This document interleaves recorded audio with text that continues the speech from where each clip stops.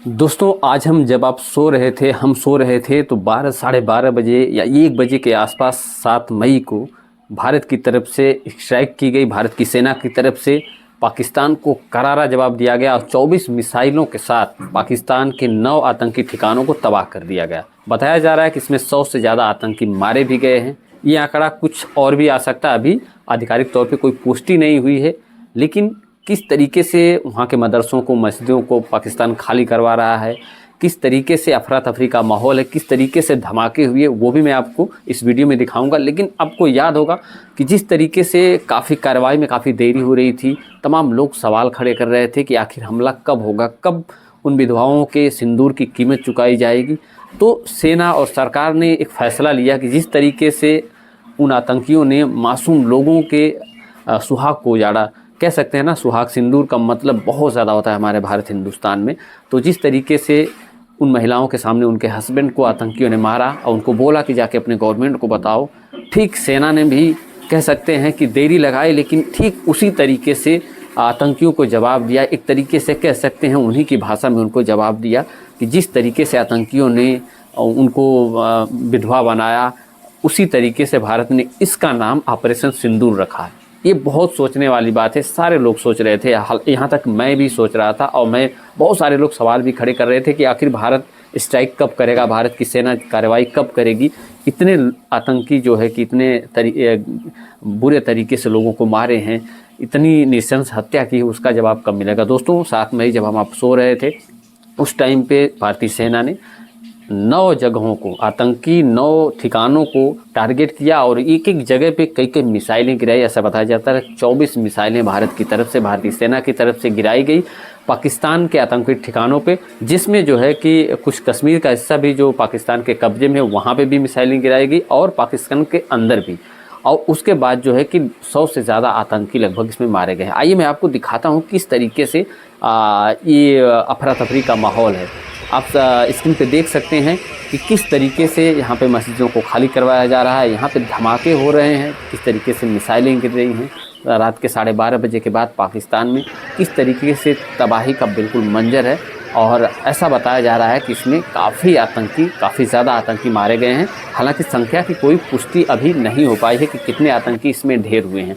आप देख सकते हैं किस तरीके से जो है कि धमाका हो रहा है, किस तरीके से मिसाइल गरजी है और किस तरीके से अफरा तफरी का माहौल है। बट आपको पता है कि आतंकी जो है मदरसों या फिर मस्जिदों या बहुत सारी ऐसी जगहें हैं जहाँ पे उनके ठिकाने हैं और वहाँ से वो संचालित करते हैं अपने आतंकवाद को। पूरे विश्व में हर जगह आतंक फैलाते हैं और भारत में अभी हाल ही में 22 अप्रैल को जो उनका आतंक था वो बिल्कुल कह सकते हैं आपकी अलग था, सबसे अलग था।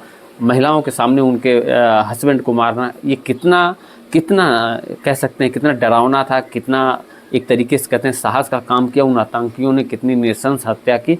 और कहीं न कहीं भारतीय सेना, भारतीय सरकार ने भी उस चीज़ को, उसकी कह सकते हैं उन विधवाओं की भावनाओं को समझा और कहीं न कहीं डिसाइड किया, एक सोचा समझा मिशन तैयार किया जिसका नाम ऑपरेशन सिंदूर था, जिसको सुनने के बाद ही रोंगटे खड़े हो जाते हैं। ऑपरेशन सिंदूर, जब ऑपरेशन सिंदूर का आप नाम लेते हैं तो आपके जहन में वो महिलाएं, वो विधवाएं नज़र आती हैं जो पहलगाम आतंकी हमले में जिन्होंने अपने सिंदूर को, अपने पति को खो दिया। उनकी चीखें सुनाई देती हैं, उनकी आवाज़ें सुनाई देती हैं, उनके सवाल सुनाई देते हैं और बार बार यही कहते थे आज तक कि आखिर उनको सज़ा कब मिलेगी, उन आतंकियों को सज़ा कब मिलेगी जिन्होंने हमारे सामने हमारे हस्बैंड को मार दिया।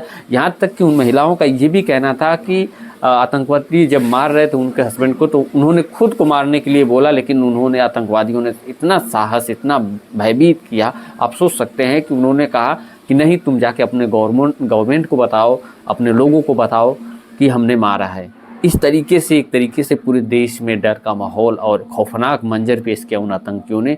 लेकिन भारतीय सेना ने, भारत की सरकार ने ये फैसला किया था कि हम इसका जवाब जरूर देंगे और उसी भाषा में देंगे। और कह सकते हैं ऑपरेशन सिंदूर जो नाम रखा गया है बिल्कुल उन्हीं विधवाओं, उन्हीं महिलाओं के नाम पर रखा गया। उन्हीं की तरफ से ये कार्रवाई आप कह सकते हैं कि पाकिस्तान में हुई है और काफ़ी ज़्यादा अफरा तफरी है। और दूसरी बात यह है कि पाकिस्तान की तरफ से इन हमलाओं की पुष्टि तो की जा रही है, लेकिन ऐसा बताया जा रहा है कि बहुत कम जगह पे हमला हुआ है, या फिर इसमें सिविलियन लोगों को भारत ने टारगेट किया है, सिविलियन लोगों को निशाना बनाया है, जो कि सरासर गलत है। अब उसके पास बचा ही क्या, पाकिस्तान इसके सिवा कर भी क्या सकता है। पाकिस्तान अब सिर्फ और सिर्फ ये अपनी दुहाई देने में लगा है कि जो हमला भारत की तरफ से हुआ है वो गलत हुआ है, सिविलियन पे हुआ है। पाकिस्तान कितने दिनों से आतंकवादियों को पालते आ रहा है, तमाम जगहों पे जो है कि आतंक फैलाता भी रहा है तो विश्व में, तो कहीं ना कहीं वो मानने को तैयार नहीं होगा। लेकिन हाँ, ये है अब की बार पाकिस्तान ने माना कि हिंदुस्तान की तरफ से कार्रवाई हुई है, लेकिन वो सिविलियंस पे हुई है, जो सरासर बिल्कुल गलत है। क्योंकि इतने दिनों तक जो सेना थी, जो सरकार थी, कहीं न कहीं टारगेट कर रही थी कि जो आतंकी, जो इसकी जड़ है आतंकवाद की, कहीं न कहीं उसको टारगेट किया जाए और सिविलियंस की जान ना ली जाए। सिविलियंस पे अटैक नहीं करना था, ना तो सेना पे आक्रमण किया भारतीय सेना ने, सीधा टारगेट था आतंकवाद पे। और कई महिलाओं को आपने सुना होगा रोते बिलखते, जिन्होंने अपने हस्बैंड को, अपने परिवार को खोया, उनका साफ तौर पे कहना है कि आतंकवाद को ख़त्म करो। रोते रोते कई इंटरव्यूज़ में कई महिलाओं ने, जिन्होंने अपने पति को खो दिया, जिसने अपने भाई को खो दिया, तमाम लोगों का यही सवाल था, यही उनकी कह सकते हैं उनकी तरफ से अपील थी कि इन आतंकवाद को ख़त्म करो, इन आतंकियों को ख़त्म करो। और ठीक 9 जगह जो हमला हुआ भारत की तरफ से, वो ठीक इसी का एक टेलर है। आगे बहुत कुछ बाकी है, अब देखना है कि आगे क्या कार्रवाई होती है, कितने लोग मारे गए, कितने आतंकी ढेर हुए हैं। और लेकिन ये है कि बहुत बड़ी खबर है, और कह सकते हैं उन विधवाओं के कलेजे में थोड़ी सी ठंडक, या कह सकते हैं ठंडक जरूर आई होगी कि 100 से ज़्यादा आतंकी मारे गए हैं। फिलहाल ये न्यूज़ आपको कैसी लगी, कमेंट में अपनी राय जरूर दीजिएगा, और बने रहिए अगली अपडेट के साथ। फिर मिलते हैं आपसे। जय हिंद।